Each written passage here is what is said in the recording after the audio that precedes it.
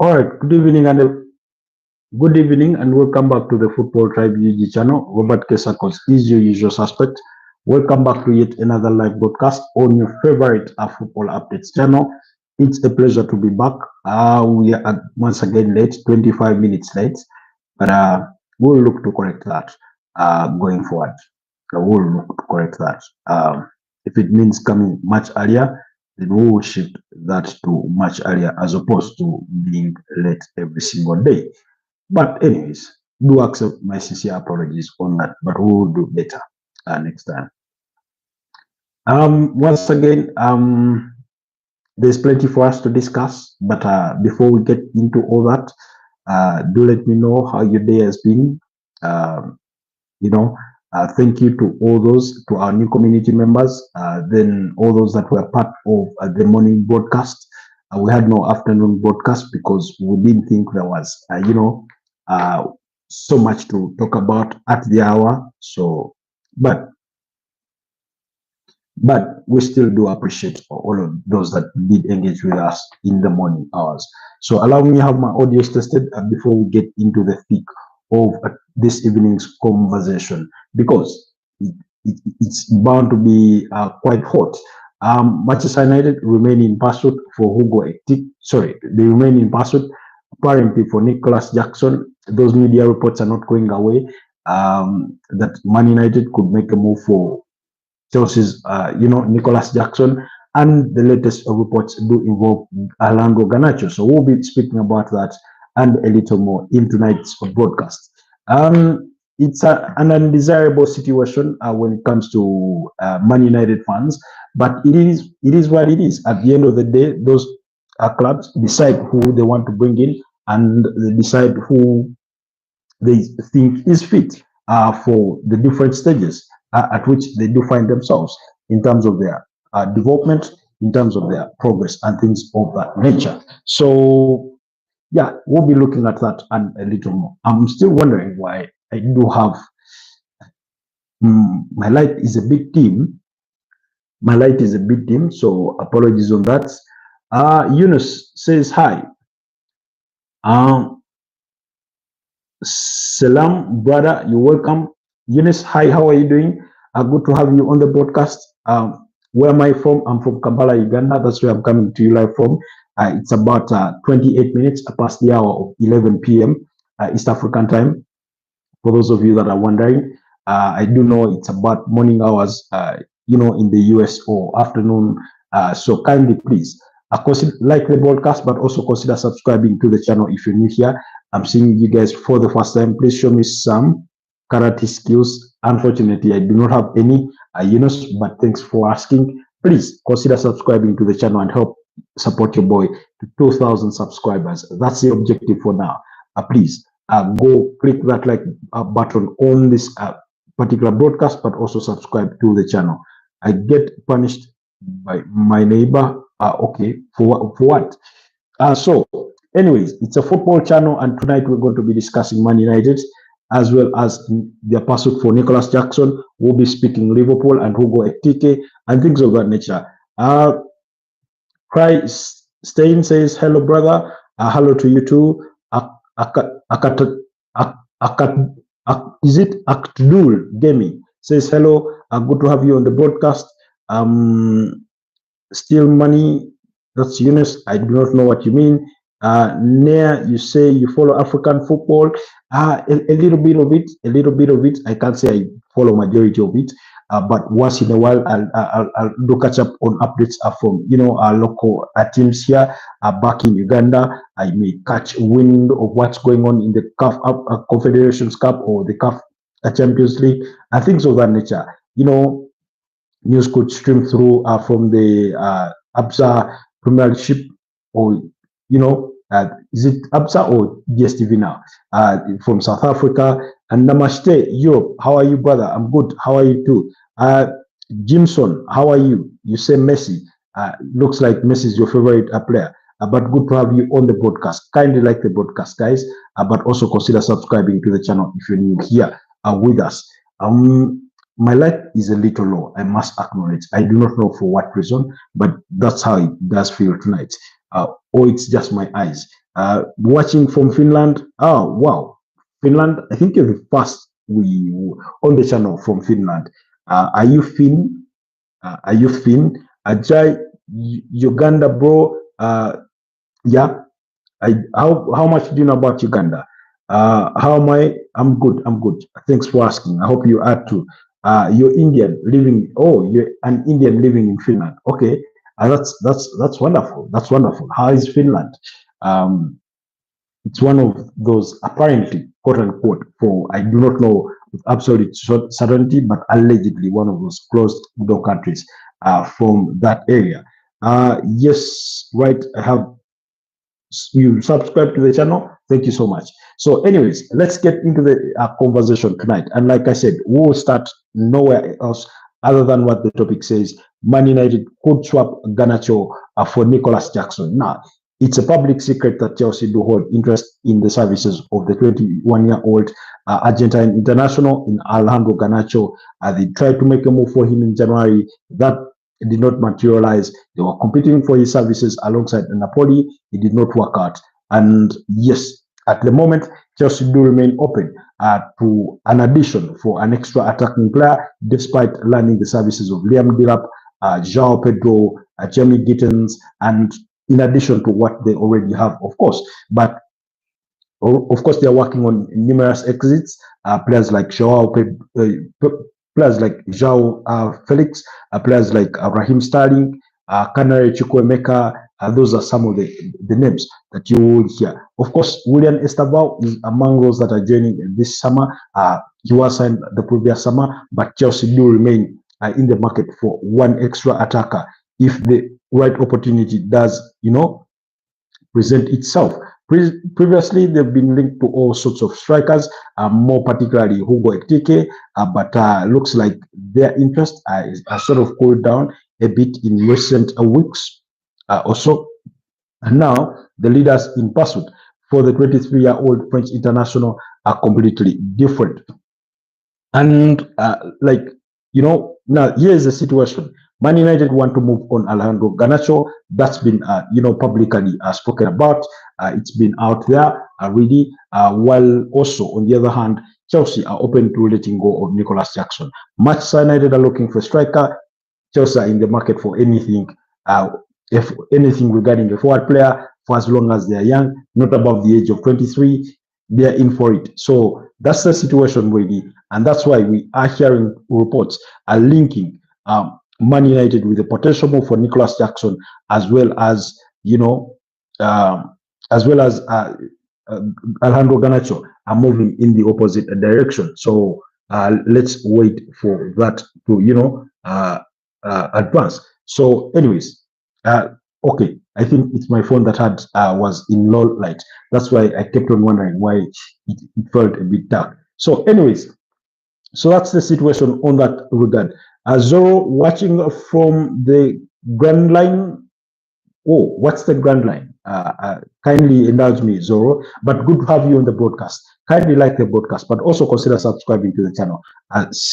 Given that I'm seeing you here for the very first time, and also do let us know where you're joining us from, and perhaps what team do you pay allegiance to, if any, in regards to the realms of football as a sport.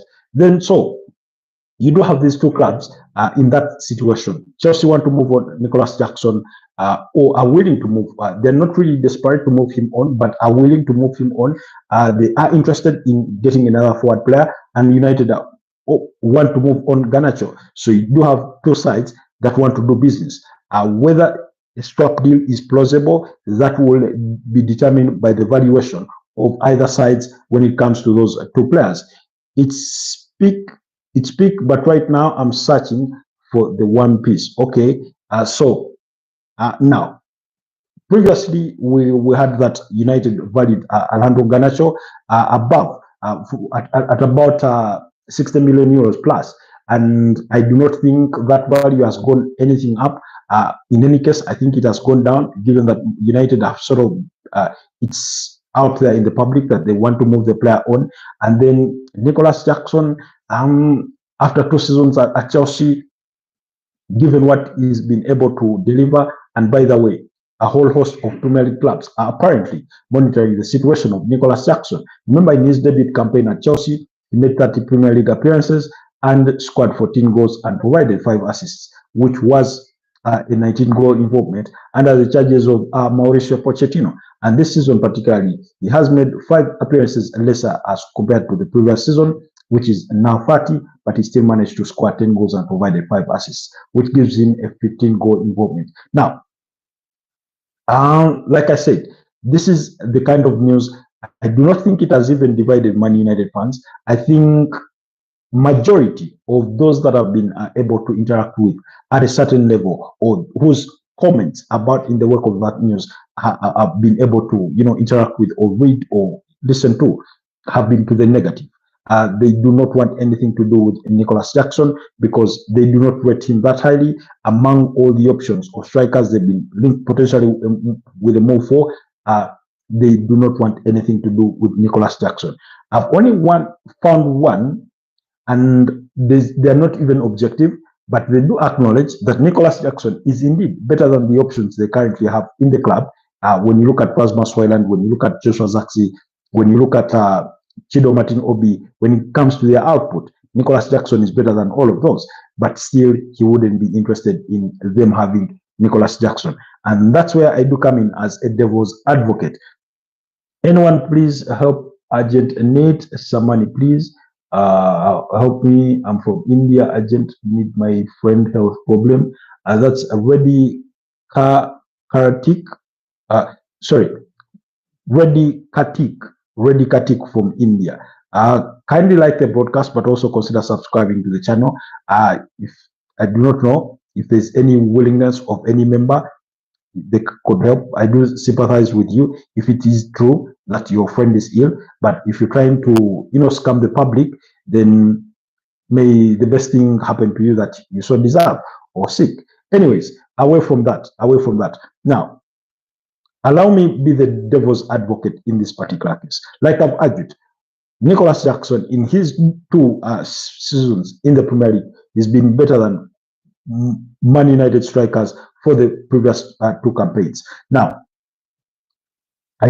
I do understand, first of all, Man United, some of the fans are making the argument that they wouldn't want to be buying Chelsea players to help them fund them into becoming a better team, a mainstay in the top 4, and possibly going on to win the league and the UEFA Champions League. They wouldn't want to be play part to that as something that has been, on the other hand, blamed on a team like Arsenal. And yet, while you may not see it that way, it's not far off an argument if, let's say, you went and paid, let's say, £50 million to Chelsea for Nicolas Jackson, and then they are able to go and get a much better player who perhaps adds more value to them than what Nicolas Jackson is currently offering. But also, you do not have to be one-sided in it, because you could pay that and then you get yourself a striker that is capable of scoring 15+ goals in a season, which at the moment you do not have that striker. The person that is capable of scoring those goals, at least I think so far they've been 2, given what we've seen, actually 3. You have Bruno Fernandes is capable of delivering that. You have Matthias Cunha, who you just recruited from Wolverhampton Wanderers. When you activated that £62.5 million ready clause, and then Marcus Rashford. Now we all know you want Marcus Rashford out of the door as soon as possible, so he's no longer an option. Then that means a reliance on Bruno Fernandes and Matthias Cunha. How he fits into the Manchester United mold is one way to see. But he's already Premier League proven, so there's no need for adaptability. All he needs to adapt to is how Man United could assemble and play overall.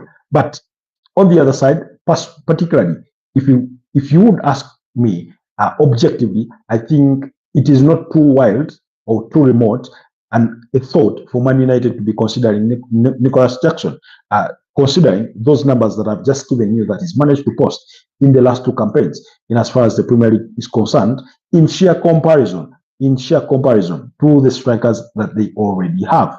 Guys, please like the broadcast. Please do me the absolute favor and like the broadcast, but also consider subscribing to the channel and help me reach 2,000 subscribers. Thank you so much. while click that subscribe button. So when you compare that, I do think it's reasonable for Man United to be pursuing Nicolas Jackson. Two is the fact that Man United have been linked with some other strikers that even a non-well wisher to Man United wouldn't want them anywhere near Old Trafford or Carrington. For example, there have been reports linking them with the potential move for 38-year-old Jamie Vardy, who is a free agent after leaving Leicester City. There's been reports linking them with the move for Dominic Calvert-Lewin after 9 seasons at Everton, where in only 2 was he able to score 10 plus goals, and that was in 2019-2020 when he scored 13 goals, and then 2020-2021 campaign under Don Carlo Ancelotti when he scored 16 goals. That's the best. Those were his 2 best seasons in an Everton jersey, where he has been for the last 9 seasons. Then you compare that. Also in between that, you do have 2 seasons where he could only make at least 17 appearances in each of those seasons. Great top. That's Ant Pato. Thank you so much, Ant Pato, for being with us tonight. Kindly like the broadcast, but also consider subscribing to the channel. And thank you for your comment as well. Somebody asked which country I'm from. Like I said earlier on before, I'm from Kampala, Uganda. Uganda is the country, Kampala being the capital city. Sub-region is called East Africa, and Africa being the continent. But thank you for asking, and that's the clarification. So when you look at those, I mean, if you've been linked with a potential move for Jamie Vardy, Dominic Calvert-Lewin, for a player like Callum Wilson, who is another free agent after leaving Newcastle, I mean, those are 3 agents. You do get them on a free, give them maybe a couple of millions as sign-on fees and their agents. But Jamie Vardy should nowhere be in a Man United conversation. Callum Wilson, nowhere near that conversation. Dominic Calvert-Lewin, nowhere near that conversation. Nicolas Jackson, that one I'm willing to listen. That one I'm willing to listen to. But the other 3 options, now, the reason as to why I make that argument that maybe Man United fans should be a little more objective is in comparison to those, options. However, Man United, we all know, in this window have been linked with a potential move for multiple strikers or with all sorts of strikers. And the other player that I would add to the chunk of that 3 in Dominic Calvert-Lewin, Jamie Vardy, and Callum Wilson would be Moises Kean. Now, Moises Kean is 25 years of age, and last season he did score, I think, 19 goals in about 30 or so, appearances in the Italian Serie A. But he's a player that has come to the Premier League before, and things did not work out for him at Everton. I think that was during the 2019-2020 campaign. He could only, I think, score 1 goal for Everton, and then the subsequent season, he was loaned out to PSG, where he managed to regain his form. He scored about 13 goals in 26 appearances for Paris Saint-Germain. Now, again, I'm saying United, do not take a gamble on Moises Kean, hoping that maybe the other time you were still young, immature, and now he's hitting his prime. You should take a bet on him. All transfers are a gamble, but I'm simply saying do not take that gamble. So if I'm to compare Nicolas Jackson with that cohort of players, then I would say Nicolas Jackson is a better option. Nonetheless, hear me out, Man United fans still. You earlier on, coming into the summer, you are in the lead in the pursuit for Liam Delap, but that slipped out of your, the palm, and he went to Chelsea. So there's no need for crying over spilled milk. You've been you made inquiries about Hugo Ekitike, but now we know who is leading the race to sign Hugo Ekitike. Newcastle have had a bid of £70 million turned down, and Liverpool today have made a move, have contacted Eintracht Frankfurt over the signing of Hugo Ekitike, only 23 years of age. So we'll discuss that in just a bit. So the other players is Victor Osimhen. You've been linked with a potential move for Victor Osimhen, but you wanted the player to take a pay cut, and yet Galatasaray are willing to pay him more than he is currently on at Napoli. Galatasaray and the player would prefer a move to Galatasaray, and in principle has already agreed to personal terms on a 3-year contract, pending a revolvement on payment structure of his 75 million release clause with Napoli. Those discussions are continuing for now between those 2 sides. Then Victor Gyökeres, in principle, you are heavily linked with the move for him simply because he has a history of having worked with your current manager in Ruben Amorim. And it looks like if nothing changes, Victor Gyökeres will be an Arsenal player soon or later. Then Victor Osimhen destined for Galatasaray. Then that means those options are off the table. And Liverpool or Newcastle, if one of them is to get Hugo Ekitike, that means that option is equally off the table. Then what does that leave? The other options is Benjamin Sesko. I do not know for a fact that you've been possibly linked with the move for him. And then the other striker that you've been linked with the move to, whose representatives you've had conversations with, is Ollie Watkins. Now, if the decision came down to who do you sign between Ollie Watkins and Nicolas Jackson, obviously I would say go with Ollie Watkins. However, the downside is Nicolas Jackson is 24 years of age. Ollie Watkins is 29 years of age, turning 30 come December. However, I still think he still has at least 3 good years of top class football in him, and his availability is quite up there. I do in the last, I think, 4 or so seasons with Aston Villa, he's not played any less than 30 games in a Premier League season. So that speaks to the player's availability. So regardless, even if he's turning 30 in December, I would say take a bet on him. Within 2 years' time, you would have sort of figured out, maybe gotten a better striker. Maybe you never know. Things who could have clicked for Rasmus Hojlund or Joshua Zirkzee or Chido Martin Obi could have sort of risen through the ranks and gained that bit of experience to become United's prime target, or you could have gotten another better solution in the market. So as opposed for you staying without anything. So I do think Ollie Watkins, in comparison to Nicolas Jackson, I'll take Ollie Watkins. However, so because Ollie Watkins is a proven Premier League goal scorer. His best campaign was 2023-2024 when he scored 19 goals and provided 13 assists. Then last season he scored about 16 goals, I think, in the Premier League, and provided about 8 assists thereabout, really. So you're talking about a very, very good player. Do you read comments? Obviously. Hi, Henry. Good to have you on the broadcast. Thank you for joining us. Kindly like the broadcast, but also consider subscribing to the channel. I think that you're new here, Henry. But we do read comments. Every single comment that is relevant to the topic, or asking several questions, we do respond to your comments as well. So if the decision boiled down to all the options that we've listed, in comparison to Nicolas Jackson, I'll take Nicolas Jackson. If it boils down to Ollie Watkins versus Nicolas Jackson, I'd say go with Ollie Watkins. If there's a possibility in any wild world that you would sign Benjamin Sesko, I'd say take a bet on him. But I've not seen any concrete reports linking you with the move for Benjamin Sesko. And the other player that you've been linked with the potential move to previously is been Christopher Nkunku. I would say do not touch him with a 10-foot pole. That's the 27-year-old French, forward who is at Chelsea, because Chelsea are equally looking to move that one on.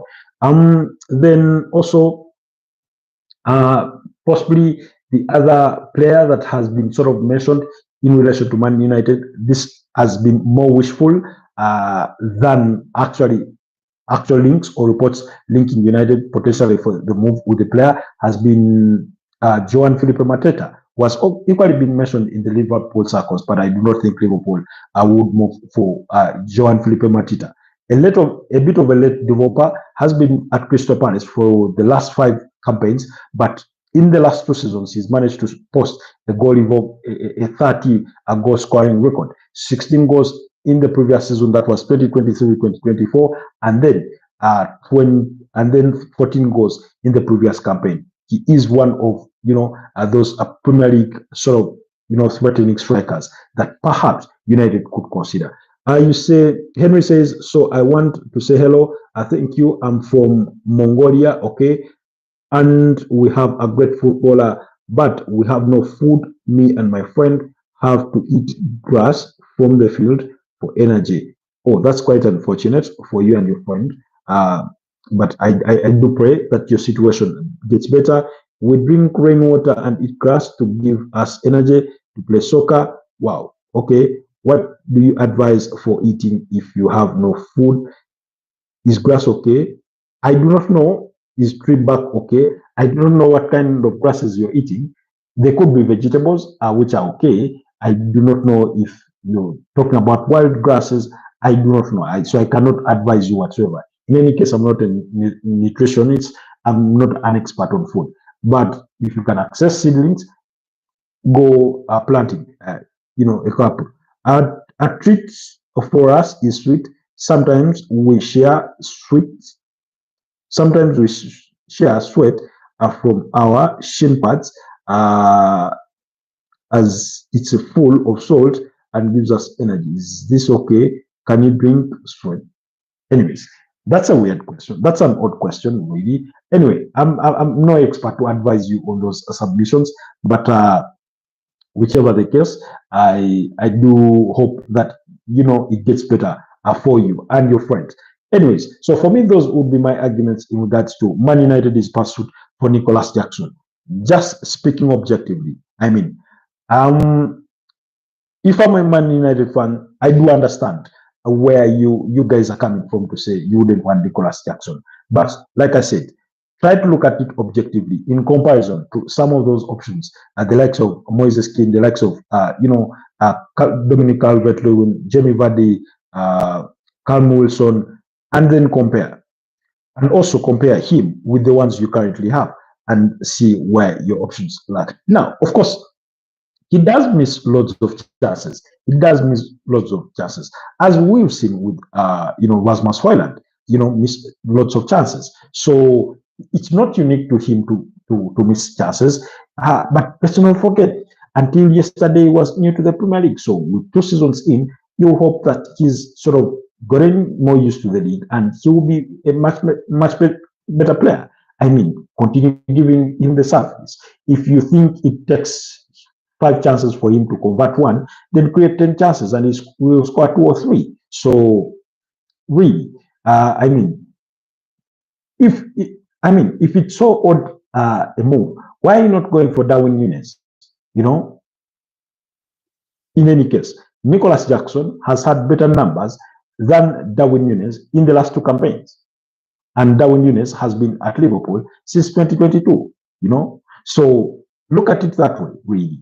And yet, I know Liverpool are trying to move on Darwin Núñez, but Man United fans do look at that way. Please answer my question and comment. I have, unless you just didn't hear me, but I read out all your comments, Henry, and responded to them. I'm no expert to guide you on whether it's ideal to drink sweat or not. I'm no expert to guide you on what grasses are good to eat or not. But like I said, unless it's vegetables, I can't really guide on that. I'm not a nutrition expert. I'm just, a simple guy here speaking matters football. So I cannot really guide you on anything with regards to your nutrition, really, and with all due respect. So, anyways, moving away from Man United and their qualms and their pursuit for Nicolas Jackson and the possibility of swapping Nicolas Jackson. You say Jackson is still young and has potential. Look at his Senegal performance. Would add value to Man United. That's near submitting. And do let me know what team do you support. That's a good way to look at it as well. Like I said, Man United fans are not being objective in this particular case. And for those of you that were part of us during the morning broadcast, I did compare the kind of situation that Man United do find themselves in regards to their fans, similar to that of how Arsenal fans have been with in the wake of their pursuit for Noni Madueke. Majority of people that are against the idea are blinded by where he is coming from, as opposed to more on the quality of the player and what he would be capable of giving them. That's for starters. Yes, some have made the argument that he does miss lots of chances, which is true. But again, like I said, when you compare his numbers to the current strikers that United have, he is a better player, really. So, do let me know what club do you support, if any, really. But thank you for that comment. I just scanned I used Tammy for my mates, but is this okay? I didn't get that very well. I didn't get. You can't be poor and eating grass and then you also speak about a toaster in the same sentence. It just doesn't happen that way, really. It just doesn't work that way. But anyways, away from that, so if there's any objective fan out there, whether Man United fan or just a football, enthusiast follower, do let me know what your honest opinions are regards to Man United's pursuit for Nicolas Jackson. Do you think he should be a concrete option for them, or they shouldn't go anywhere near him? Do let me know what your opinions are down in the comment section, and I will read them out. Then let's move away to Liverpool, because today Liverpool did make a formal approach to Eintracht Frankfurt over the possibility of signing Hugo Ekitike. Now, Liverpool, this was according to David Austin, who said Liverpool contact Eintracht Frankfurt over possible move for Hugo Ekitike. Liverpool are working on 23-year-old French forward, having also approached Newcastle for Alexander Isak. And Newcastle want to keep the 25-year-old plus Ekitike interest ongoing. Now, this is the situation regarding Newcastle, Liverpool, Alexander Isak, and Hugo Ekitike. Liverpool have had a long summer interest in Hugo Ekitike. That has been widely reported. But also, it's been reported in similar vein that their top target for a striker is none than Alexander Isak, the 25-year-old Swedish international. Now, Newcastle do retire or maintain the player is not for sale, and there is no value that they can attach to the player. Alexander Isak is downing lots of used tummies. Is it true for Liverpool? I do not know. I do not know that to be, a fact. But so Liverpool formally contacted Newcastle to tell them they are interested in Alexander Isak, for which Newcastle maintains he is not for sale. But also Newcastle want to add Hugo Ekitike to their ranks to play alongside Alexander Isak. Now, they did make a bid in the excess, in the region of £70 million, and that was turned down by Eintracht Frankfurt. Like I've told you almost for summer, apparently Eintracht Frankfurt do value the player at €100 million. Whether they will be able to achieve that value remains to be seen, but they only completed the signing of the player from PSG last summer, having had him initially on loan, I think, for the first half of the season. Is it true that Darwin Núñez is making lots of genuine fourth for Napoli? Now, Napoli formally informed Liverpool that they are moving on from Darwin Núñez. They will no longer be pursuing that deal because the deal apparently is too expensive for them to pursue. So they have moved on to Lucas, I think. That's according to Fabrizio Romano. So it looks like that approach has died down, and Liverpool do remain with the player, 26 years of age, for the Uruguayan international Darwin Núñez, who they want to get rid of, and potential suitors so far are not meeting the valuation of the player, but there is strong interest for Darwin Núñez from the Saudi Pro League. And now Liverpool need to first move on Darwin Núñez before they can formally perhaps bid for any of their striking targets. Now, and while Newcastle maintain that Alexander Isak is not for sale, they want Hugo Ekitike. Now, I think Newcastle are also looking by going out and spending big on Hugo Ekitike. They are trying to tell their most prized asset in Alexander Isak that, look, we are serious about building this project. We are serious about recruiting, players in their prime, players that can support you, and will build this project that can rival the big boys. They've already signed Anthony Elanga from Nottingham Forest for about £55 million, 52 of that being the guaranteed, fees. So there's that show, Then two, also Newcastle must bear it at the back of their minds, deep down, that in a year or two, in a 2 years time, possibly, or a year's time, Alexander Isak could want to move on. And you look at teams like Bayern Munich, in the next 1 year or two, Harry Kane is going to be, he may not be as effective as he's currently being. and they may need a prime striker, and Alexander Isak would be that option. Look at Barcelona. They have a 36-year-old Robert Lewandowski. In a year or two, they could want to make a move for, a prime striker, and Alexander Isak could be that figure. I look at Real Madrid. Real Madrid do have Kylian Mbappe and Vinicius Junior, who both love to play from the left wing, but there's a bit of quarrels going on between Real Madrid and Vinicius Junior over contract renewal negotiations or discussions. Apparently, he wants to be the most paid player at Real Madrid. Some figures that are being reported are wild. Apparently, about 30 million euros, which is too high, and I do not think Florentino Perez could cave to that. And knowing how Real Madrid operate, it's not too remote to think that they can just wake up one morning and say Vinicius Junior is up for sale. If you meet, let's say, 120 million euros, if you have that money, give it to us and the player will be yours. If you have 150 million euros, bid for the player. We'll give them to you for as long as they're willing to move in your direction. They would have no issues making that kind of move. We've seen them before. At the time when we did not think they would move on Cristiano Ronaldo, they moved him on and he went to Juventus. At the time when we did not think they would move on Angelo Di Maria, they moved him on in the summer of 2014. Mesut Ozil in the summer of 2013. So they've done those kinds of things. Gonzalo Higuain, who left, I think, for Napoli at the time. So was it Napoli or Juve? I think Napoli at the time. So they are capable of taking those decisions. And if they want to wake up and take those kinds of decisions, then they could be looking at a player like Alexander Isak. And then also, in the ideal world, you never know. Of course, Newcastle wouldn't want to be selling Alexander Isak and they are selling to a Premier League team, because why would you strengthen the same opponents that you're trying to challenge or compete against? So the ideal situation for Newcastle would be to sell to a foreign, club. But also in a year or two period, if the player does not renew his contract, then that means he has.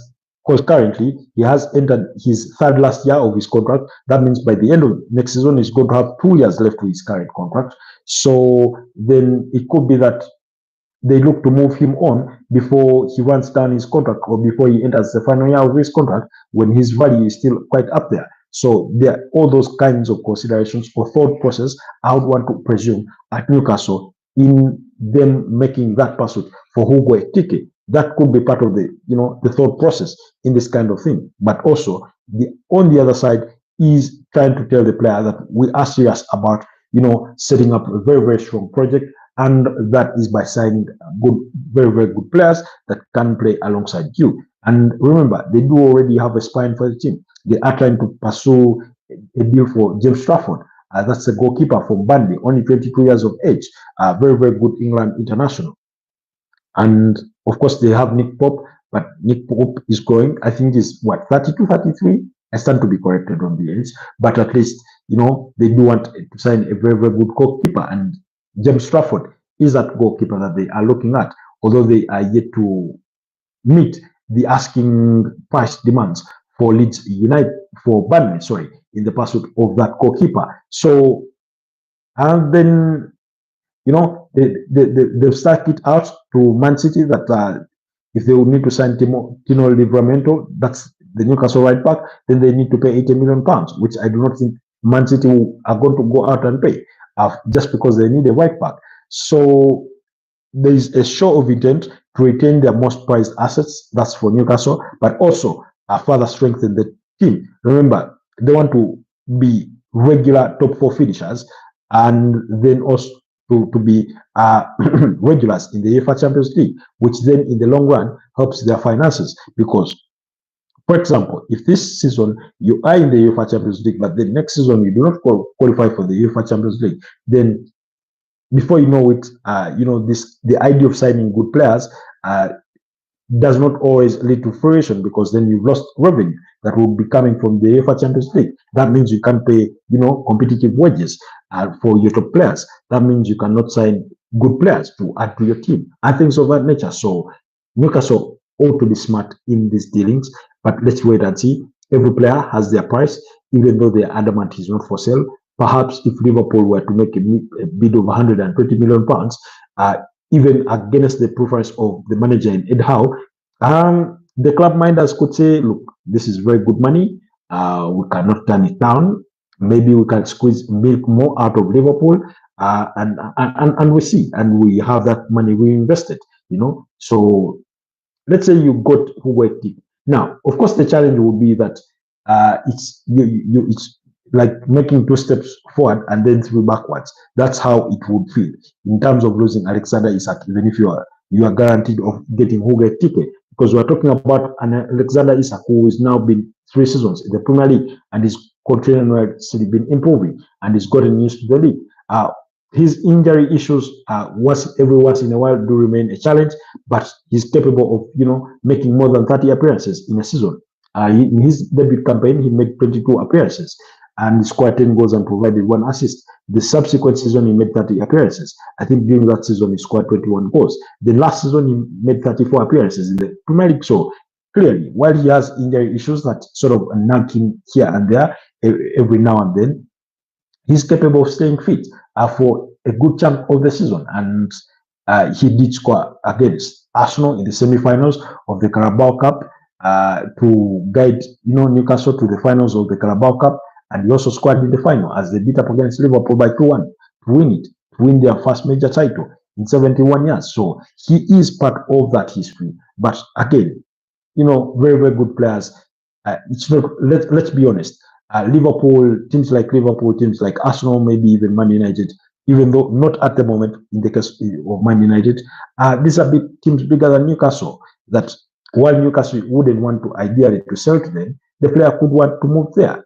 Really. So you cannot rule that out. And then we've talked about teams like PSG. We've talked about teams like Bayern Munich, Barcelona, Real Madrid. You never know, Juventus could get back to their permanent cup calling, or Inter Milan. PSG could be that team.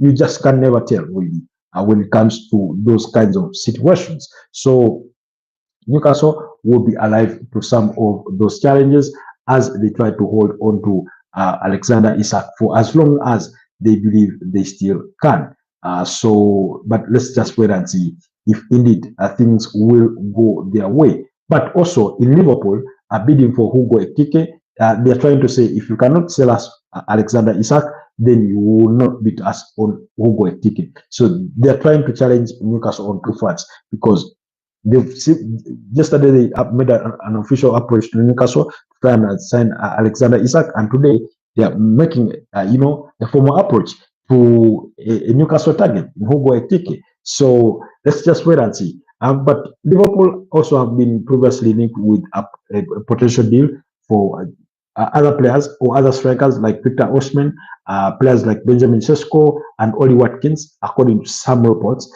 But I wouldn't really, as well as Yohan Wissa, that's according to the mail, but I wouldn't take those with a grain of salt when it comes to Yohan Wissa, when it comes to Oli Watkins, with the possibility of joining Liverpool. We can never say never, but take those with a grain of salt.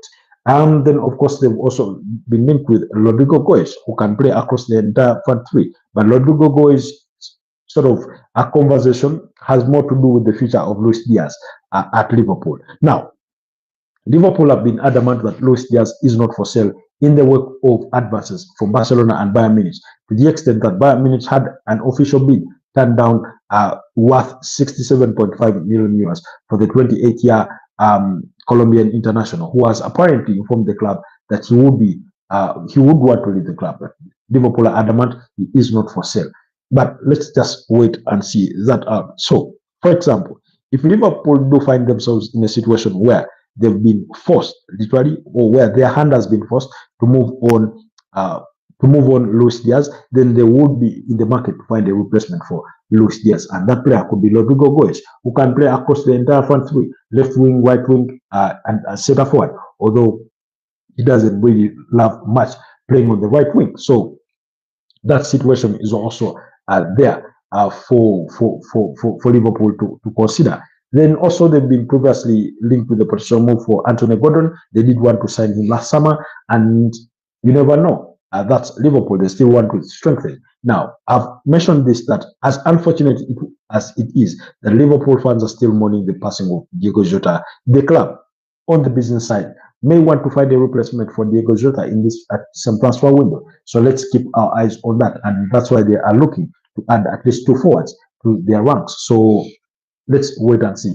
But we've also had reports that should they be able to keep a hold of Luis Diaz by the end of this transfer window, then they could look to engage in new contract renewal talks, which have not yet happened, according to the player himself, because earlier on in the summer when he was away for international duty, in the aftermath of the season, he did acknowledge just as much that he and his representatives had spoken to a couple of suitors in the transfer market, and it is presumed that those could have been Bayern Munich and Barcelona, and perhaps the interest that is reported from the Saudi Pro League clubs like Al Nassr, who have yet to formalize their interest in the 28-year-old. But we will keep tabs on that situation and see if it does, yield any fruit, or if there's any movement whatsoever. We will be here to, update you on the very latest when it comes to those developments in as far as the transfer window is concerned. But for now, Liverpool do continue to push on both fronts for Hugo Ekitike and for Alexander Isak, even though Newcastle. Now, also Newcastle, I mean, even if it were 120 million pounds, I would say do not sell to Liverpool, because what that means is that you're basically telling Liverpool, go ahead and win the Premier League title and let us struggle to find our way in the top 4, because without Alexander Isak's goals, I do not see Newcastle in the top 4. You remember he scored that only goal as they beat up against Arsenal at James's Park by 1-0. You remember he scored against Liverpool to win that title. You remember he helped knock out Arsenal at the semi-finals of the Carabao Cup, and all the other important goals that he scored during the course of the season. So if you do think that you can move on Alexander Isak and bring in Hugo Ekitike and count on him to be an instant hit, it could be a huge ask. It could be a huge ask, And so, but let's wait and see. So with that situation, really. Then also, I think we've exhausted that. Leeds United did reach an agreement to sign Sean Longstaff from Newcastle for about £12 million. That deal is, on the verge of being completed. Then, I mean, so many things are happening, by the way, in regards to the transfer window. What's his name? Yes, Ademola Lookman, yes, remains the target for Atletico de Madrid. He remains a huge target, and it is still expected that he will leave Atlanta this summer. So let's keep our eyes peeled on that situation. Then several clubs have started to move for Nicolas Jackson, as his exit from Chelsea remains possible this summer. That's according to Fabrizio Romano. Although AC Milan had been earlier reported to have interest, it's been reported that they are off put by the possible asking price for the 24-year-old Senegalese forward. Then also, okay, we'll skip that. One of the key interesting stories of the day has been, Granit Xhaka being linked with the move to Sunderland. Now, so many clubs are interested in signing Granit Xhaka, who left Arsenal 2 seasons ago. And I think he signed a 5-year contract with Bayer Leverkusen, because he still has 3 years left to his current contract. Teams like AC Milan are interested.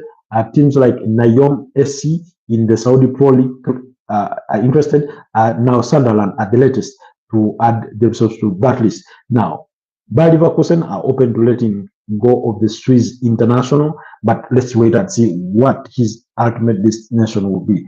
At 32, should he return to the Premier League?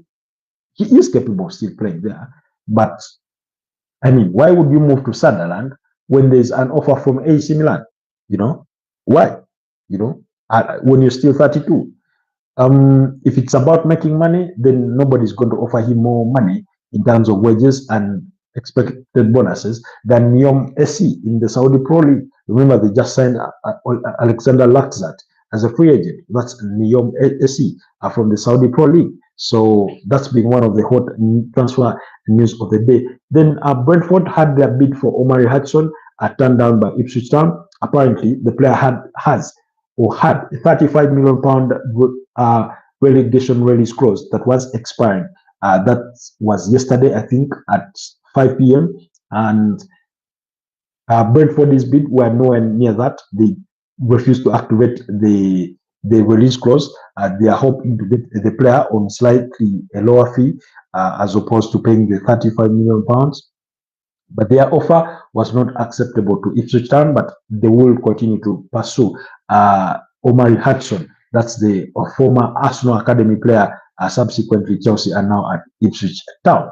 Then also, Lamine Yamal has been officially handed the shirt number 10 or the jersey number 10. Remember, it was previously held by Ansu Fati, who took it over from the great or the GOAT, the greatest of all time in Lionel Messi.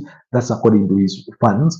I know other people have different opinions in regards to who the greatest of all time is, but we won't dwell much on that. Then Roma have also informed Palmeiras today that they are prepared to improve their bid for Richard Rios, getting closer to the 30 million euro, plus add-ons included. Palmeiras insists 30 million euros is the fixed fee for Richard Rios. For those of you that did watch the FIFA Club World Cup, Richard Rios was one of those players that had standout performances. Then the other that you could mention is William Estavao, again from Palmeiras, but that one had already been signed by Chelsea. Then the Botafogo goalkeeper is called John something, I think. The Botafogo goalkeeper. His other name eludes me, but he's been linked with the potential move to Manchester United. John something. So he was one of the standout performers during the course of the FIFA Club World Cup. So, I mean, for 30 million euros, I think Roma is not that rich, but I think they should spend it. Let them back Gianpiero Gasperini if they really, really want to succeed next season. He did eventually win a UEFA Europa League title in 2023 for Atlanta during the course of the 9 years he spent with them. Then also Rodrigo de Paul to Inter Miami. That deal is edging closer because they did Atletico Madrid accepted the proposal for Inter Miami to sign Rodrigo de Paul. Then Johnny Cardoso from Real Betis to Atletico de Madrid. That one is as good as done. Contract signed until June 2030. Johnny Cardoso joining Atletico de Madrid from Real Betis, while they also signed Alex Baena from Villarreal. They signed Matteo Ruggeri. Yes, Matteo Ruggeri, the left back from Atlanta. So, and they are still active in the transfer window, although some of their recruits may depend on departures. They do retain interest in Christian Romero from Tottenham Hotspur, but let's wait and see. Then also today, formally, George Petrovic was, announced as a Bournemouth player, joining from Chelsea for a fee of 25 million pounds. Then Olympique Marseille are now in advanced talks with Juventus over the signing of Timothy Weah. Remember, Nottingham Forest were interested in signing Timothy Weah from Juventus. So, but he turned them down. He said he would not be open to joining Nottingham Forest. And now Olympique Marseille, and now Olympique Marseille are in the West to sign him, and those talks with Juventus are advancing. So let's wait and see. So, but like I've told you, the situation with Luis Diaz is a tricky one.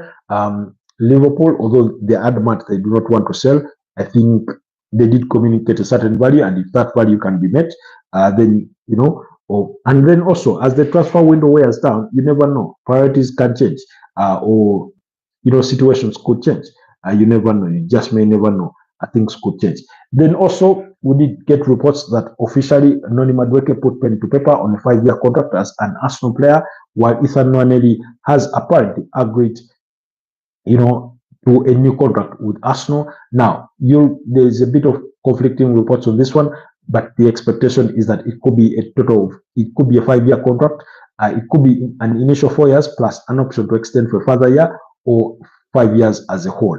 That is yet to be clarified at this stage. But at least there's an agreement in place between Ethan Nwaneri's representatives as well as Arsenal. The player always wanted to stay at Arsenal as a priority because the Gunners have shown him that they will give him the playing time, although they want him to play predominantly as an attacking midfielder as opposed to, being played on the wings, whether left wing or right wing. So that's the news coming out of Arsenal.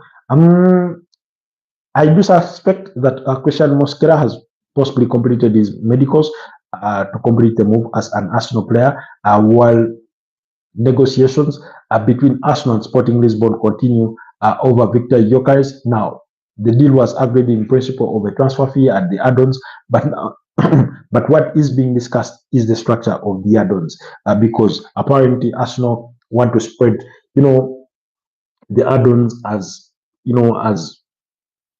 extensively as possible, while Sporting Lisbon want them much closer and easily achievable, with things like if he makes 20 Premier League appearances, 2.5 million euros is paid. If he makes 10 appearances in the UEFA Champions League, then 10 million euros is paid. And sorry, 2.5 million euros is paid, and things like that. In other words, they want these to be the add-ons to be easily achievable, and that's where Arsenal and Sporting Lisbon are still at a stalemate, but his representatives, that's Victor Gyökeres' representatives, Arsenal and Sporting Lisbon, remain in London over discussions to try and get those deals, those few details agreed and gotten over the line before Arsenal fly out for their Asian tour, because they're going to be heading to Singapore, where they will be playing 2 games against AC Milan and Newcastle before flying out to Hong Kong, where they will play Tottenham Hotspurs as part of their pre-season exploits. Then Napoli did cool down their interest in their advances to try and sign Ederson Moraes from Manchester City. Antonio Conte wants a new goalkeeper, but apparently that deal proved too expensive for them to try and pursue. So we will wait. Then also Juventus officially signed Francesco Conceição as on a permanent deal, fee in the excess of 30 million euros. Remember, he was with them on loan last season, and he will be signing a 4-year contract with the old lady. Then Benjamin Sesko still has no interest in going to the Saudi Pro League. Amid his interest from that side, he does maintain that he prefers to stay in Europe and continue his development. Ever since Arsenal sort of pulled down their interest in Benjamin Sesko, he's sort of remained a quiet figure in terms of being linked with some of these giant teams across Europe. In as far as the transfer window is concerned, of course, the player is happy with RB Leipzig. He's not trying to push for a move or force a move, and that's why his potential suitors have sort of been reluctant to advance, because also his asking price is really, really high, because RB Leipzig are demanding a fee of about 90 million euros.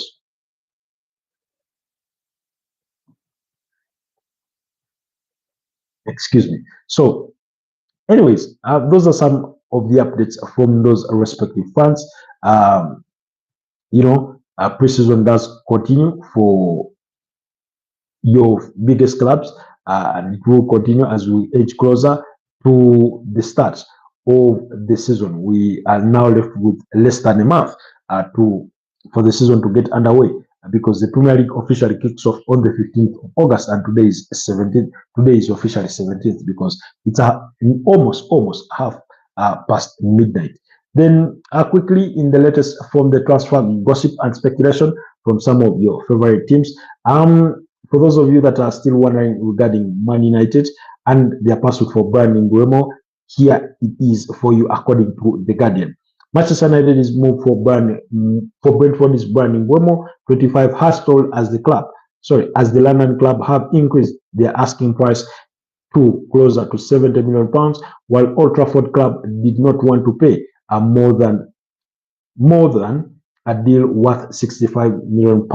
That's according to The Guardian. Now, I do not know how true this is, not in regards to Brentford's valuation of the player for Brandon Mbeumo, because the value of £70 million that has been widely reported. But United's last bid was £55 million in guaranteed fees plus £7.5 million in expected add-ons to take it to a total of £62.5 million, which essentially, actually £62.5 million, essentially, which is what United paid for Matthias Cunha, for Mobs. What's up, champ? That's Peter Parker, one of our usual suspects. Kindly do us the absolute usual honor and like the broadcast. Patrus Ali, it's a pleasure to have you back on the channel. We have missed you guys for the last couple of days. Peter Parker disappeared on us, I think, for the last 2 days, if I'm not mistaken. While for Chris Ali, I think it's been more than 3 days ever since he was last on one of our broadcasts. But it's a pleasure to have you guys back. Just kindly like the broadcast while you're still with us here. So, essentially, what Brentford really want is at least for Man United to be willing to pay more in guaranteed fees. For example, they should be offering to pay at least £62.5 million in guaranteed, in guaranteed fees, and also in very good, payment terms or conditions. And then the add-ons should be really, really achievable. What do you think? Huh? I'm trying to understand that word. What do you think? Ion qualify for Spanish league?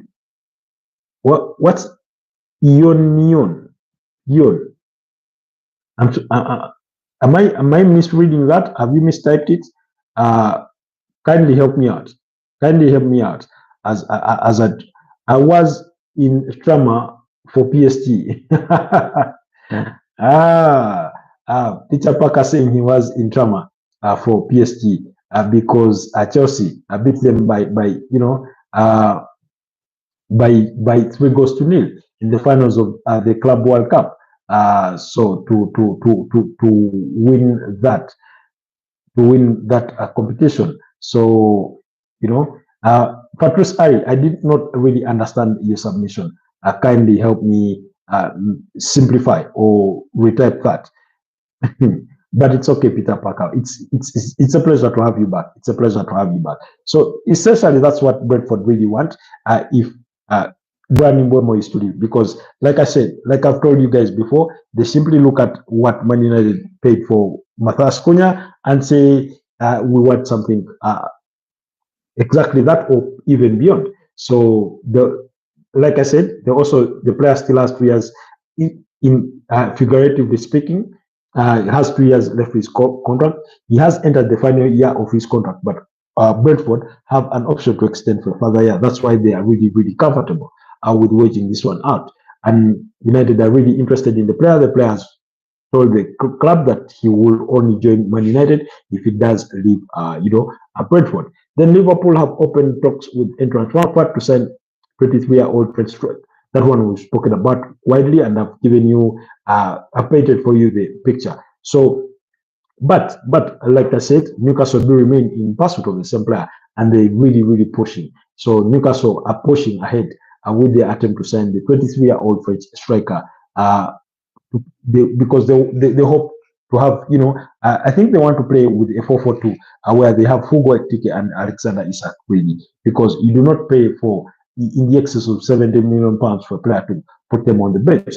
How can Liverpool afford Isak after spending much? Now, guys, let's not forget that one, Liverpool have generated some revenue in moving on players. €10 million from the deal for Alexander Trent-Arnold, just to let him out of his contract early enough to play for Real Madrid at the FIFA Club World Cup. They've let go of Joel Quensha to Bayer Leverkusen for £30 million, plus 5 million pounds in expected add-ons, but only count 30. Then they sold Comain Kelleher, that's the Ireland goalkeeper, to Brentford for 18 million pounds. So that's money in.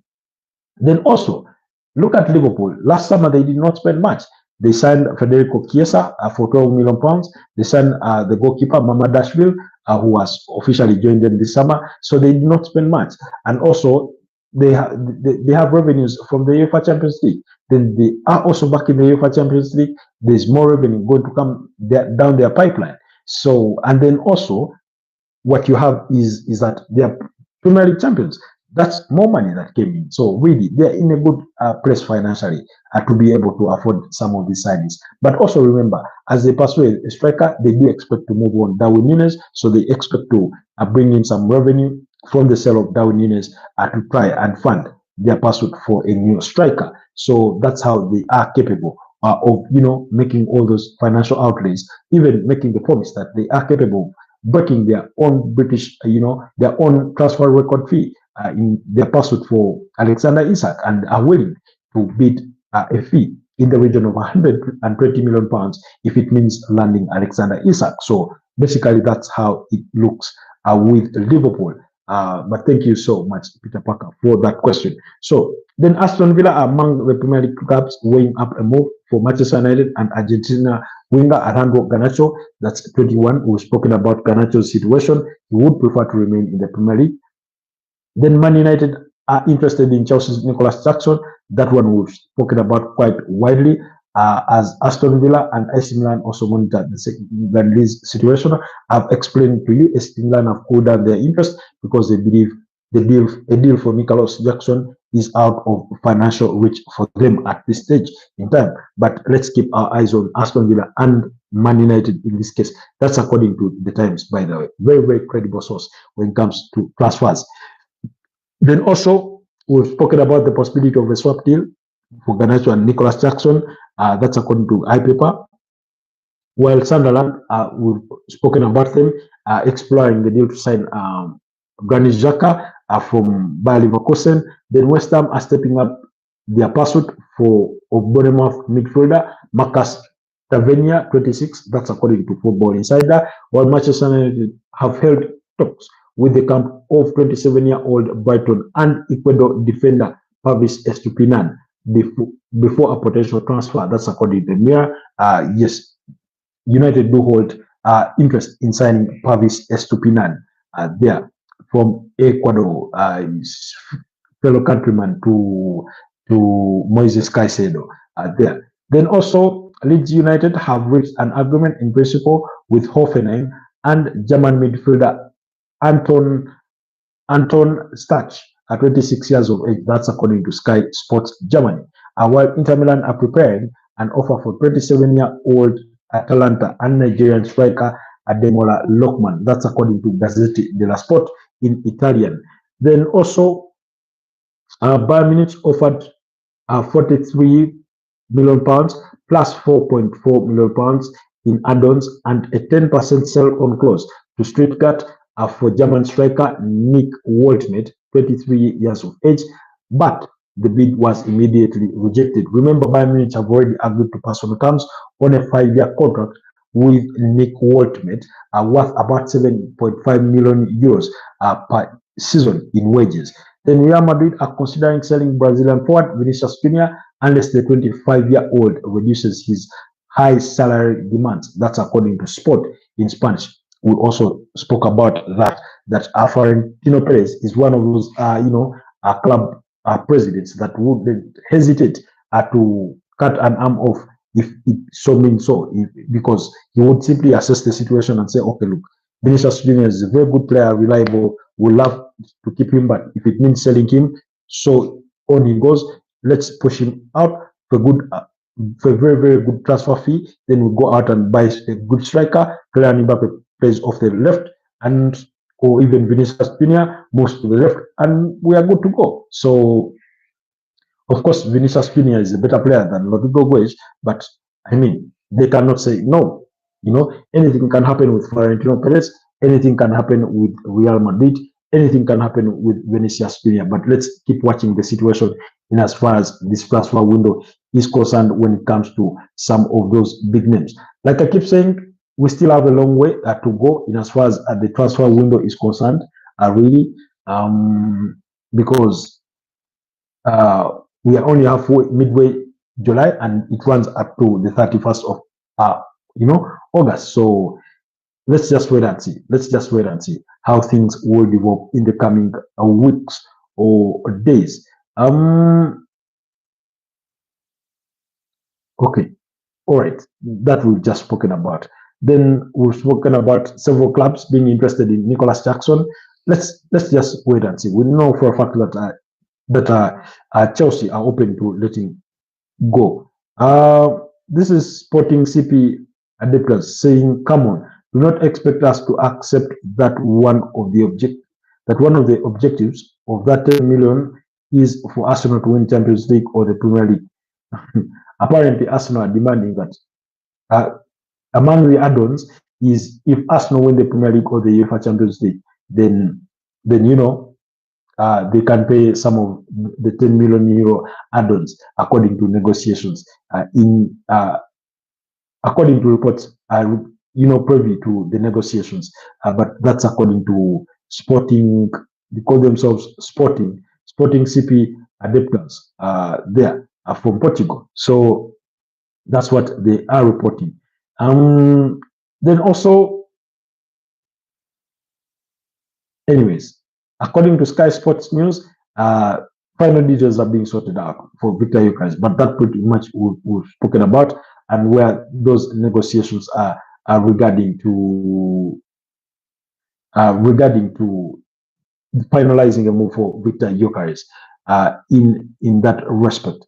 Then also, guys, if allow me, say this, if you are interested in learning some digital skills like coding, web design, and cybersecurity, do not hesitate to check out our friends at Ebo State. They do offer in-person training sessions and online training sessions for their trainees, and you do qualify for a 5% discount if you do enroll with them this month. So I'll leave their link down in the description so that you can check them out.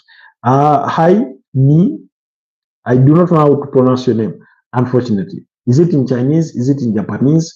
But it's good to have you on the channel. It's good to have you on the podcast. Kindly like the podcast, but also consider subscribing to the channel as well. Unfortunately, I do not know how to pronounce your name.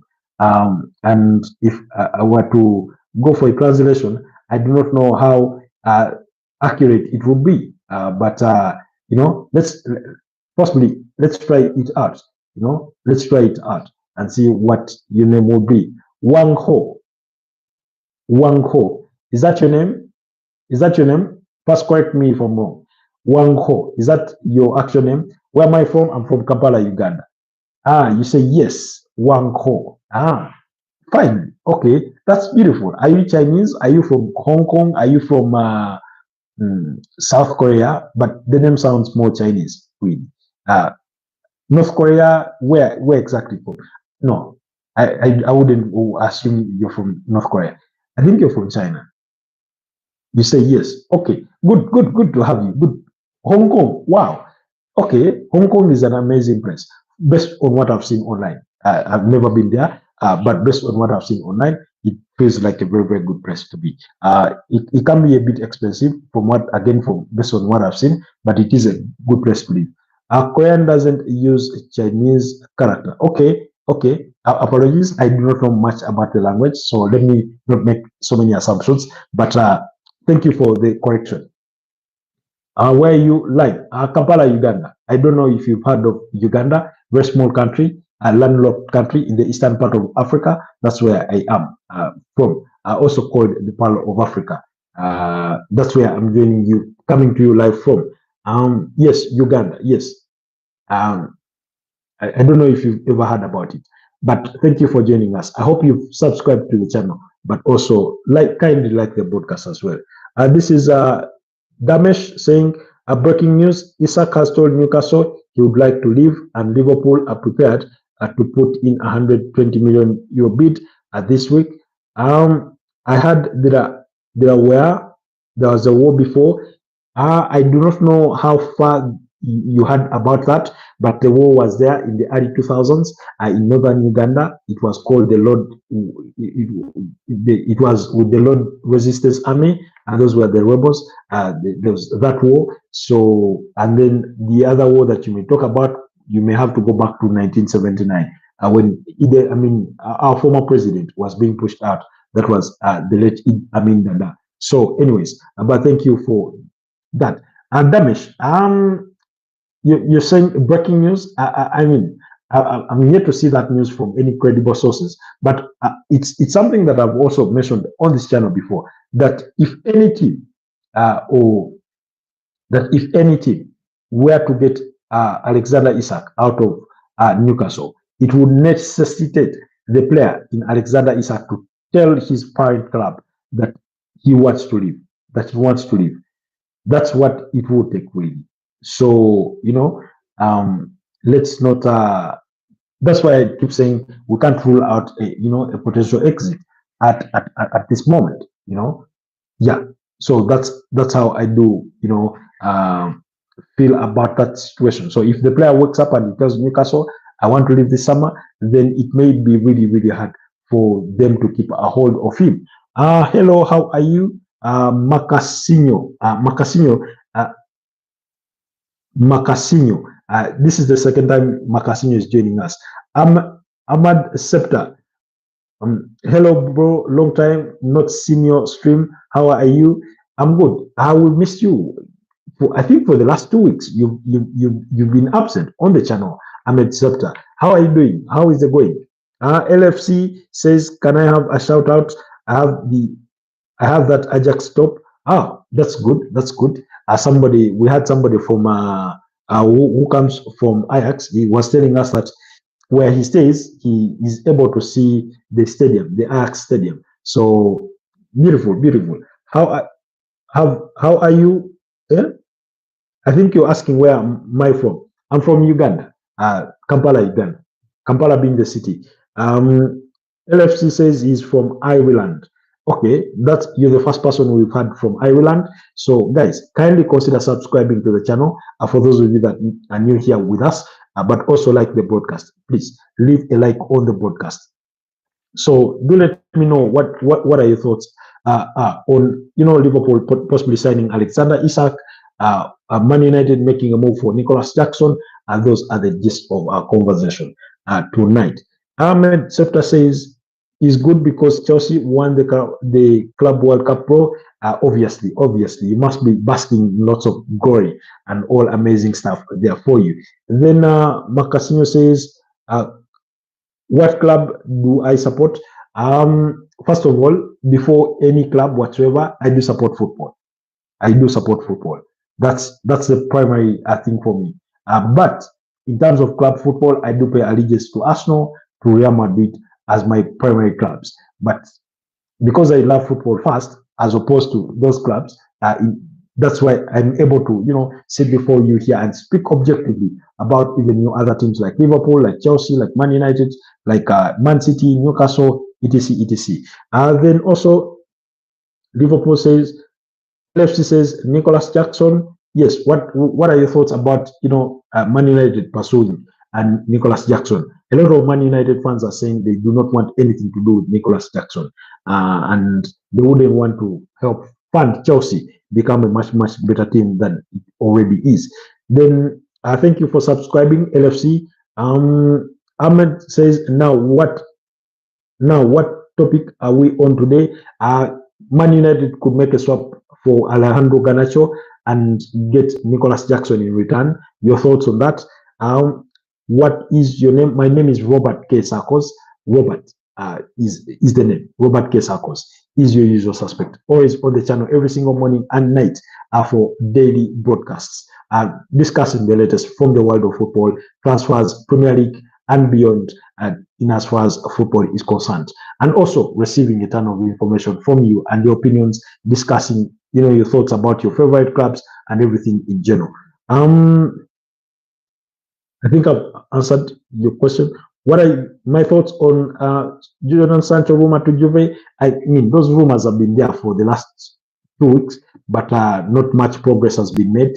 I think it will be a good move for him. Not that he will be a guaranteed starter because they do have good players like Kenan Yildiz, one of the amazing talents in there. Had been linked with a move to Arsenal, but he's quite expensive. Apparently, Juventus want something like 100 million euros or 90 million euros to let him go. Kenan Yildiz. He came from the lower side of Juventus. I think he used to play with the likes of Dinhausen, who then Bournemouth signed before he joined Real Madrid.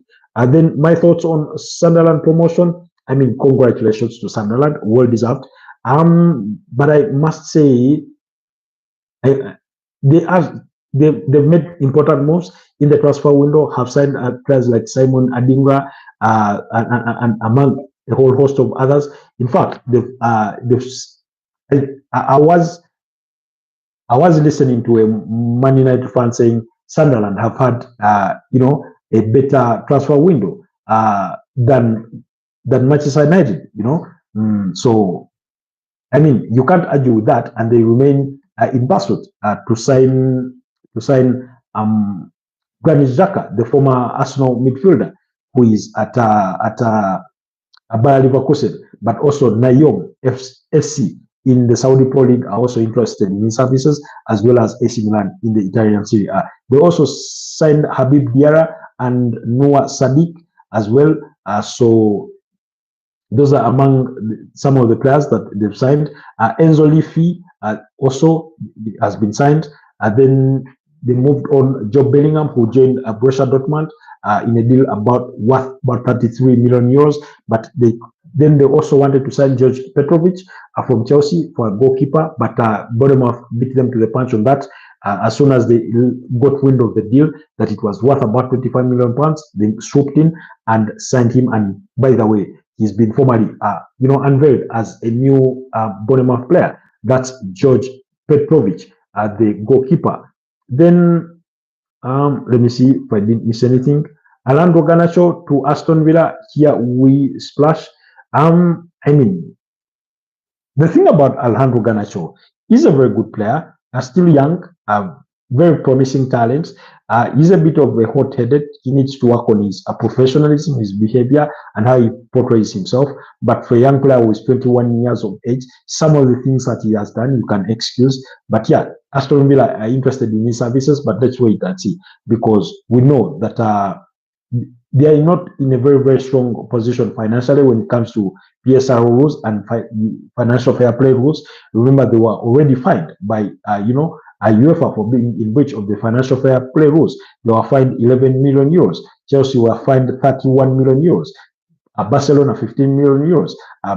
Besiktas and Panathinaikos among the other clubs fined, as well as Olympic Lyon. So let's wait and see. But they also sold their female side of the team to their parent club, V Sporting.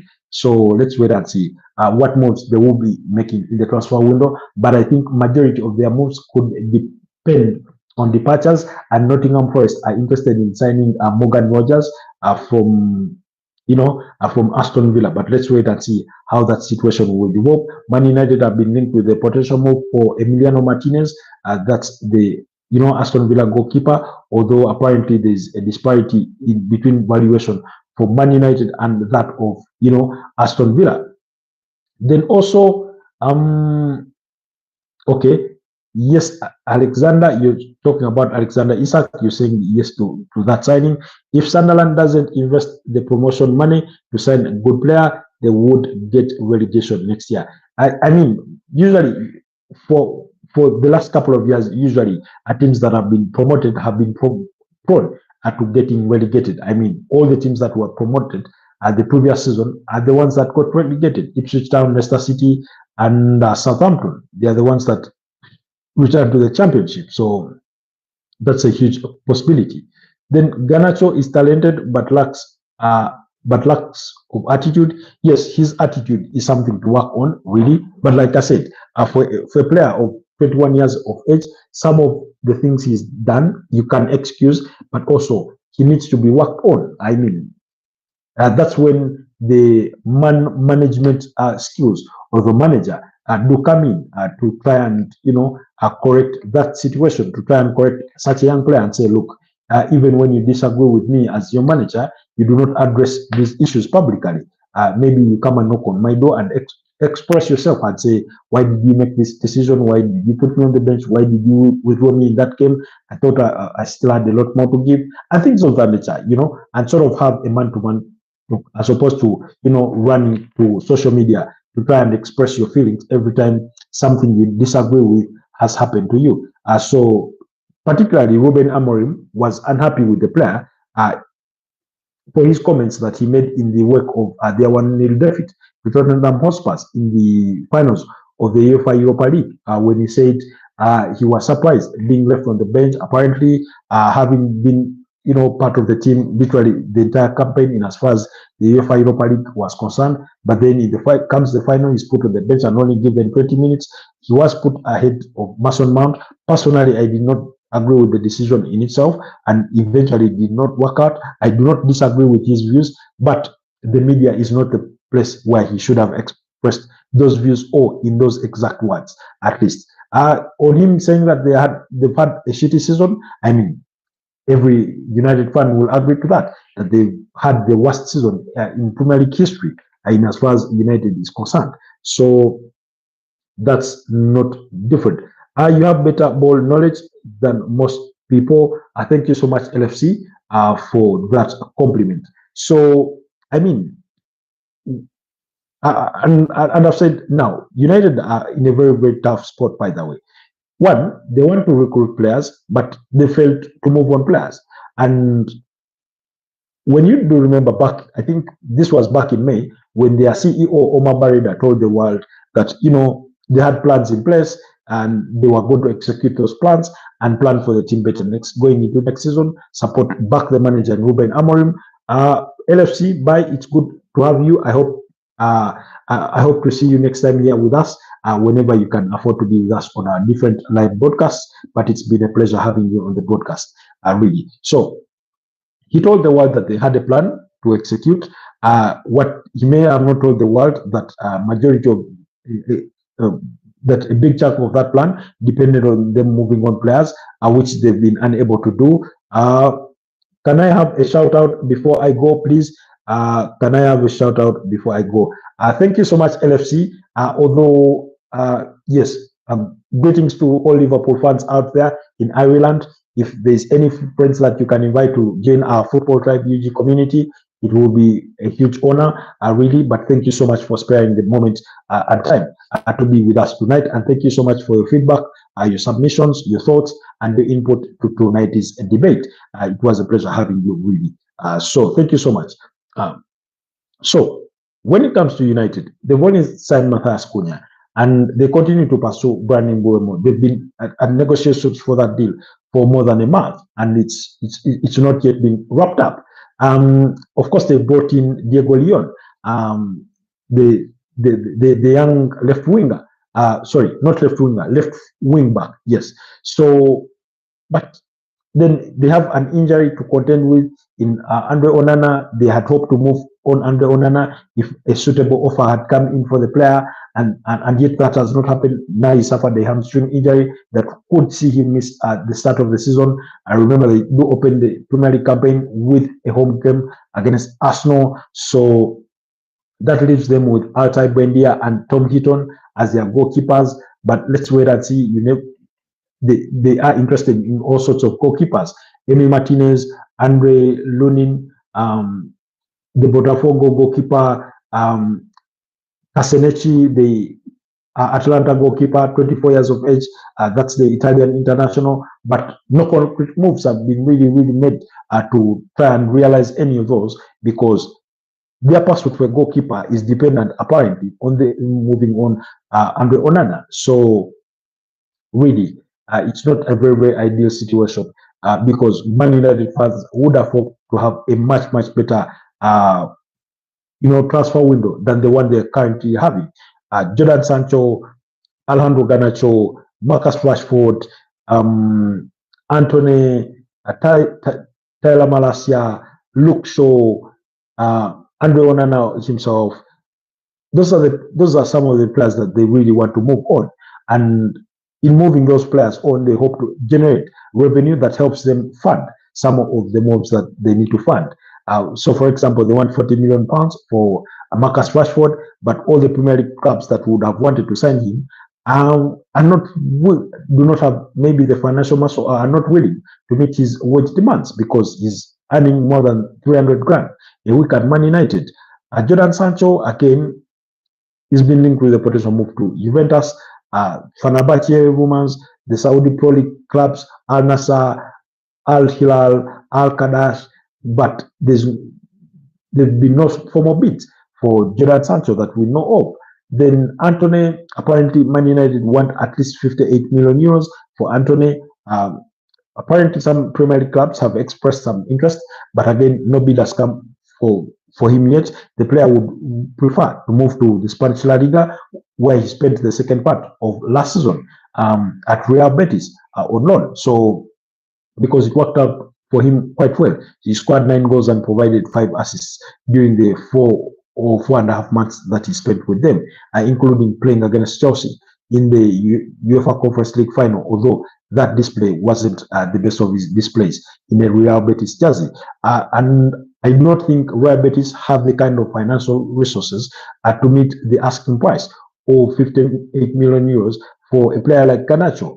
But let's wait and see. As the transfer window wears on, we could see a little bit more desperation to move on players that could maybe lower the asking price of some.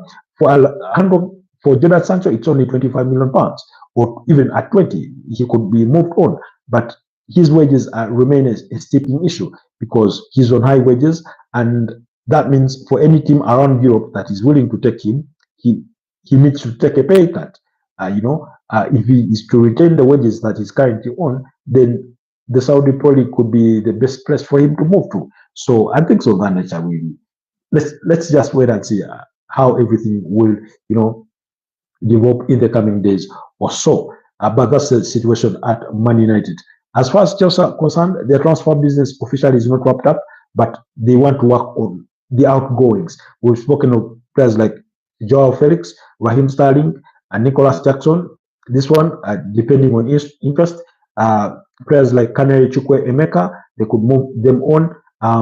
The situation with Mukalo Modric, that one is yet to be determined. The FA are going to charge him for being in breach of the anti-doping, rules. So they have a whole host of players to move on, and they need to find a place for them before maybe they bring in new players. So defensively, we do not know. They're still in the market searching for, an ideal goalkeeper, an ideal defender. So do not rule out anything when it regards to Chelsea signing players. Anytime they can bounce and sign a player. So just keep tabs on Chelsea as well. They remain active in the market. Nichifan, is that how you pronounce your name? Is it Nichifan or Nichifan? There is a new setting on EFC. You can play as the negotiations team. Man United is the only team that doesn't work on the game, apparently. Oh, well, at least it's realistic.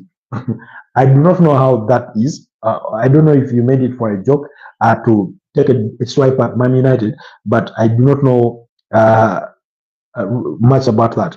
But thank you for your submission. I kindly like the podcast, but also consider subscribing to the channel.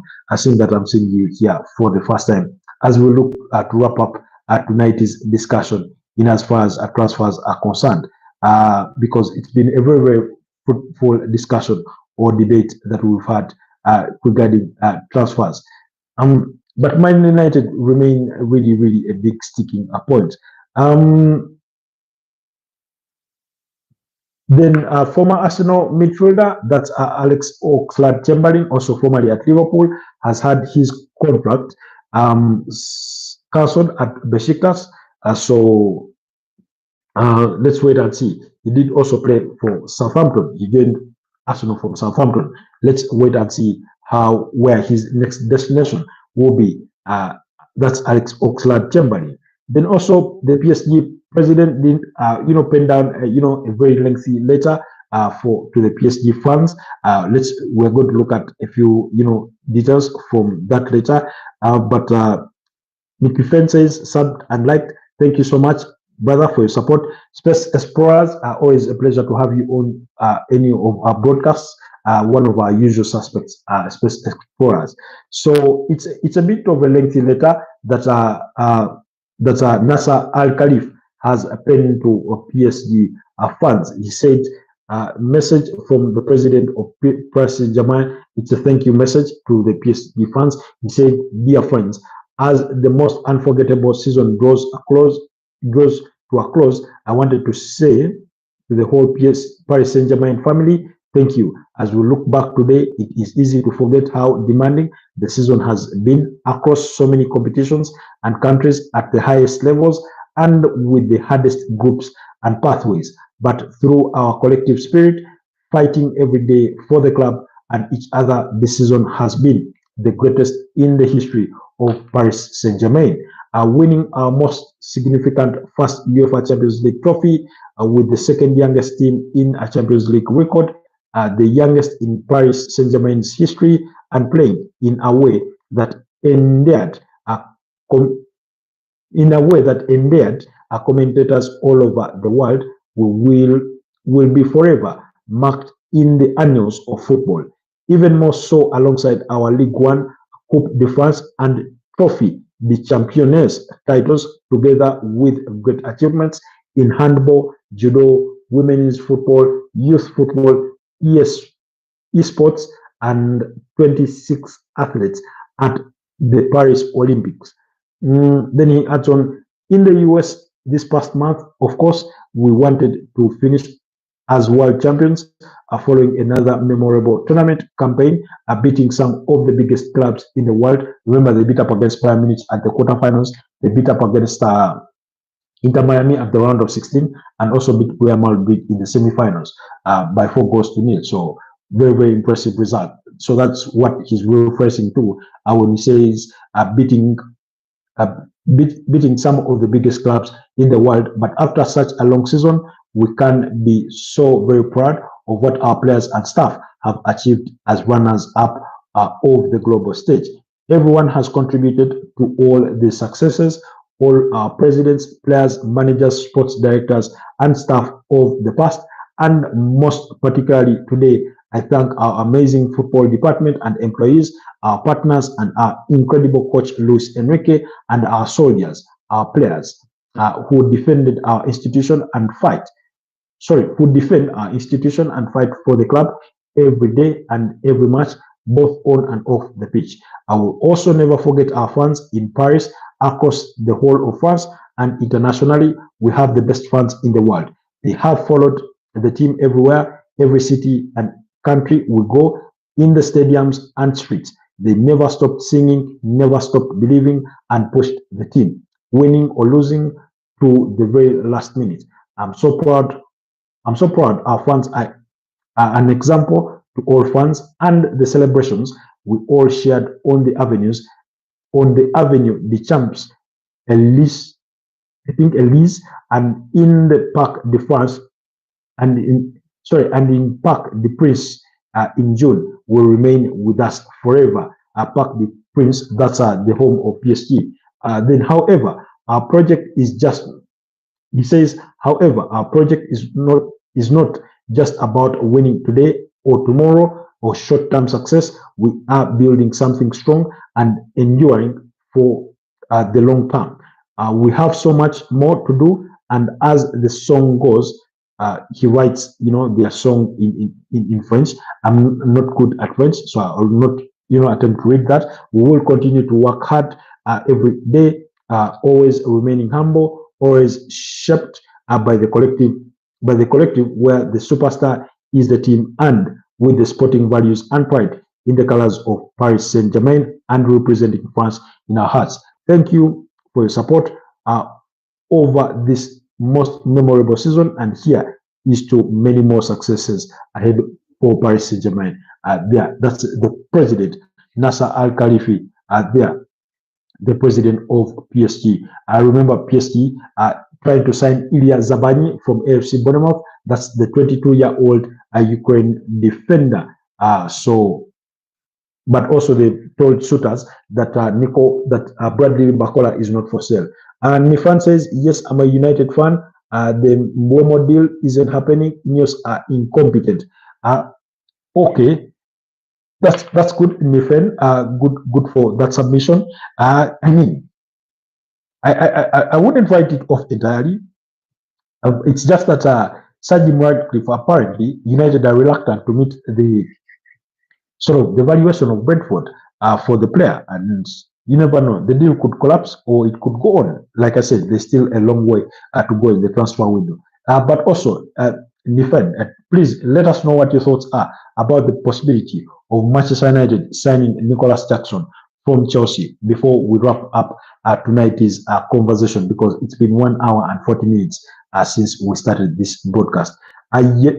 Eunice, thank you so much for being with us tonight. It was a pleasure having you earlier on. Akdal Gaming, it's been a pleasure. Christian, thank you so much for being with us tonight. Nia, it was a pleasure being with you. Namaste Europe, Jameson, they are the Messi fan. Namaste Europe from Finland. Been a pleasure being with you for tonight's broadcast. Zoro, it was a pleasure being with you tonight. Ready Kartik, there, it was a pleasure being with you. Guys, if I mispronounce your name, please accept my sincere apologies in advance. Auntie Pato, great top. Thank you so much for being with us tonight. Henry, it was a pleasure engaging with you as well. Then we also had Patrice Ali and Peter Parker, some of our usual suspects, are back with us for tonight's broadcast. Then Wang Ho from Hong Kong, it was a pleasure being with you tonight. Damesh, thank you so much for your submission on Alexander Isak and Liverpool as a whole. Ahmed Septa, it's always a pleasure to be with you. LFC from Ireland, it was great knowing you tonight and you joining the Footballtribe UG community. Really appreciate it. And then also Nifan, thank you so much for being with us. So otherwise, as Space Explorers, always thank you so much for the love and support. It's been a pleasure doing this with you guys. Allow me to wrap this one here and wish you a wonderful rest of the night or wonderful evening, depending on the time zone within which you do survive in. Let's do this again tomorrow morning as well. Tomorrow being a Thursday, let's do it again tomorrow morning. Otherwise, you've been good listeners, you've been good company, you've been good contributors. For those of you that like the broadcast but did not submit any comment, for those of you that did not like the broadcast or submitted any comment, I still do appreciate you a great deal. For those of you that do watch our live broadcast much later after they've ended, we do not take your time for granted any single bit. It's always we do always appreciate the time you dedicate to watch our content.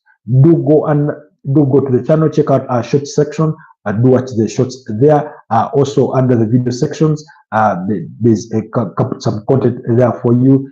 Share your thoughts with us, your opinions on some of those topics that we do discuss. We will look to record more content for you in the coming days. But thank you so much for tonight.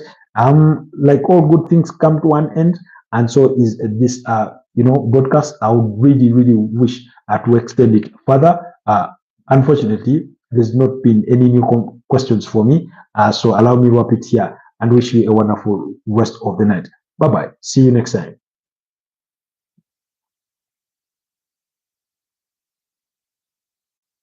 Oh, before I go, there's a comment.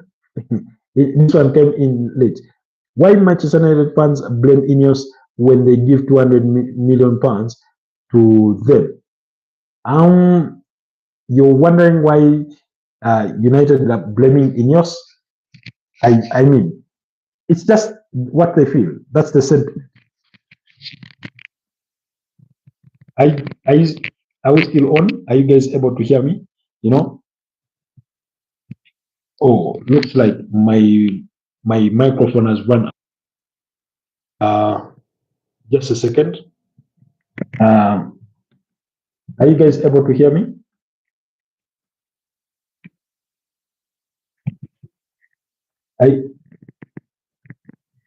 Okay. I think you can hear me. I think you can hear me. So, I mean, it's just their opinion and sentiments. It's just their sentiments about the club, really. And 200 million pounds, I've not seen that. Unless you're saying the money which they paid when they were buying the shares for Man United, which is different from the transfer, budget.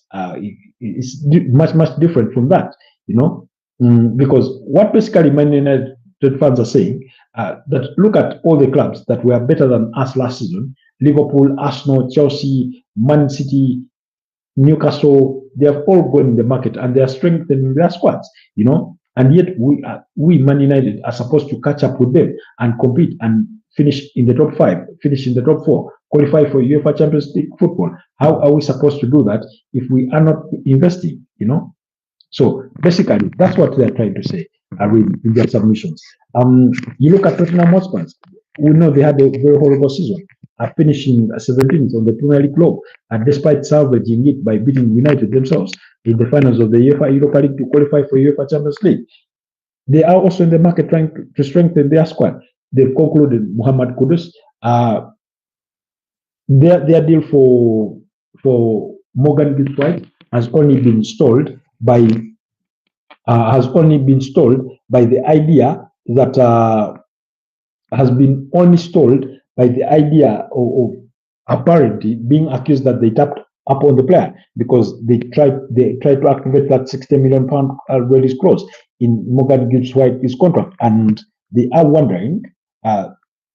Nottingham Forest, or Evangelos Marinakis, that's the owner of Nottingham Forest, is wondering how the hell did Nottingham Forest learn about this confidential clause in the player's contract, and they petitioned the Premier League to investigate, to look into the matter, and they've also threatened legal action against Tottenham Hotspurs, in the work of that deal. But will the deal still go on? Let's wait and see. But at least Tottenham are showing intent.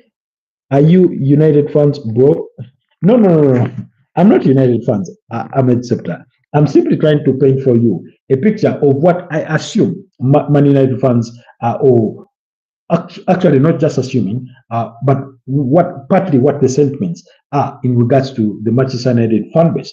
But I'm not trying to really speak for them, but I'm just trying to paint for you the picture and what their sentiments are around their lack of transfer activity, because it's been, voiced frustration across board when it comes to Man United. In fact, if you do go to the channel, I think about 2 weeks ago, or I think about that time, I did do a video in which we discussed whether we discussed the frustration of Man United fans, and the title to that video is actually a Manchester United fans. Sorry, the title to that video is "A Manchester United being inefficient with their transfer business execution. Fans are furious." That was the title to the video, because we're again responding to the situation around Man United, because fans are sort of up in arms, trying to say, I think we are not executing deals the way we had hoped to execute them, given how strongly we think we need to improve. So basically, I'm simply sharing their sentiments. But anyways, we will leave that at that. But thank you so much, Ahmed Septa, for that submission as well. Have I left out anything? I do not think so. I do not think so, really.